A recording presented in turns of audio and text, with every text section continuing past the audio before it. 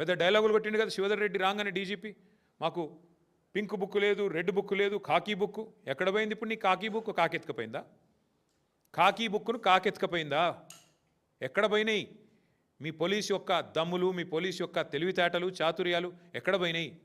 కాంగ్రెస్ కార్యకర్తల కంటే హీనంగా పనిచేస్తూ మా కార్యకర్తల మీద ఒక రీట్వీట్ పెడితేనేమో 20 రోజులు జైల్లో పెట్టిన పోలీసులు ఏం పీకుతున్నారు ఇప్పుడు నేను అడుగుతున్నా. సిగ్గుందా అసలు పోలీస్ యంత్రాంగానికి రాష్ట్రంలో? అధికారులు ఈ రకంగా తొత్తులుగా పనిచేస్తారా ముఖ్యమంత్రికి? శివధర్ రెడ్డి గారు, మీకు కొంత నిజాయితీ గల అధికారాన్ని పేరుంది, ప్రూవ్ చేసుకోండి, చేతనైతే ప్రూవ్ చేసుకోండి.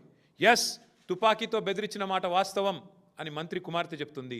మీ పోలీస్ రిపోర్ట్ కూడా చెప్తుంది బెదిరించింది ఓఎస్డీ అని మీరు అంటున్నారు. కాదు, బెదిరించింది ముఖ్యమంత్రి ఇచ్చిన తుపాకీతో ముఖ్యమంత్రి సన్నిహితుడు రోహిన్ రెడ్డి బెదిరించిండని మంత్రి గారి కుమార్తె చెప్తుంది. ఎస్, ఎంక్వైరీ చేయండి. ఎవరిని లోపలేస్తారా వేయండి. రోహిన్ రెడ్డిని వేస్తారా, సుమంత్ని వేస్తారా, ఎవరిని వేస్తారో వేయండి. పోలీసు యొక్క నిజాయితీని రుజువు చేసుకోండి. మీరు కూర్చొని వాటాలు పంచుకుంటే సరిపోతుందా?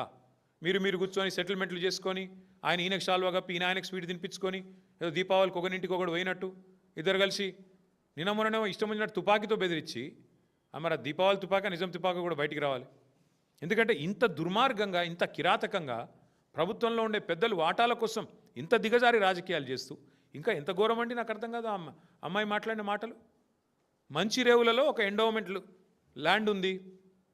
ఆ ల్యాండ్కు సంబంధించి ముఖ్యమంత్రి గారి తమ్ముడు మమ్మల్ని బెదిరిస్తున్నాడు ఓపెన్గా చెప్తుంది ఆమె. అసలు ఆయన గన్మెన్లు ఎందుకు? ఎండోమెంట్ భూమిలో ఒక ఫైల్ మీద మా అమ్మ సంతకం పెట్టింది. సంతకం పెట్టిన తర్వాత ముఖ్యమంత్రి గారు జపాన్లో ఉన్నాడు, ఫైల్ తెప్పించుకున్నాడు. నేను అడుగుతున్నా, మంత్రులుగా ప్రమాణం చేసినప్పుడు ఓత్ ఆఫ్ సీక్రసీ అని ఉంటుంది. మంత్రి ఏడ సంతకం పెట్టిండో కుటుంబ సభ్యులకు కాదు, ఎవరికి తెలియద్దు. మేమందరం పనిచేసిన వాళ్ళమే మంత్రులుగా. ఓత్ ఆఫ్ సీక్రసీ ఉంటుంది. ముఖ్యమంత్రి జపాన్లో ఉండి ఫైల్ తెప్పించుకున్నాడేంది, మంత్రి బిడ్డకు సంతకం పెట్టిన ముచ్చట తెలుసుడేంది? ఏం జరుగుతుంది రాష్ట్రంలో? సర్కసా లేకపోతే ఇంకేమన్నా? దీన్ని ఏమనాలి ఇంకా కాంగ్రెస్ గవర్నమెంట్? మేము ఇంత అరాచకమా?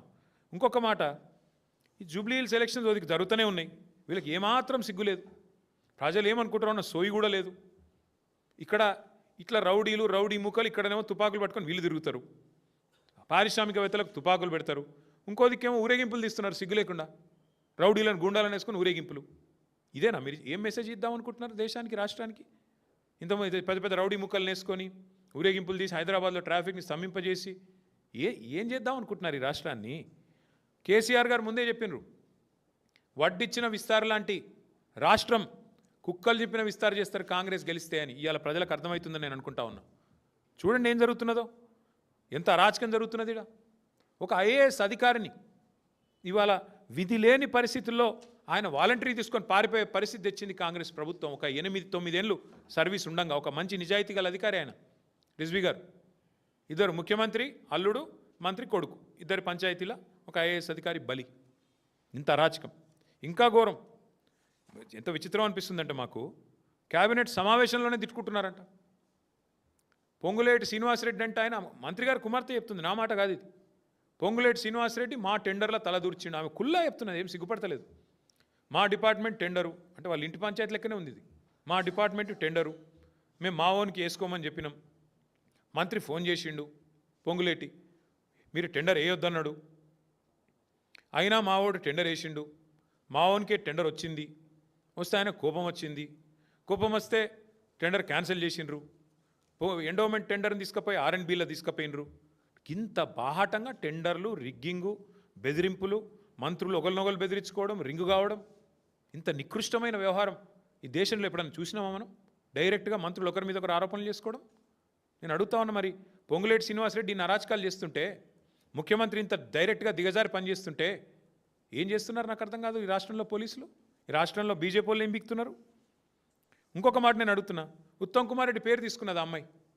నేను ఉత్తమ్ అంకుల్కి ఫోన్ చేసిన డెక్కన్ సిమెంట్స్ విషయంలో, ఆయన నాకేం తెలియదు అంటాడు.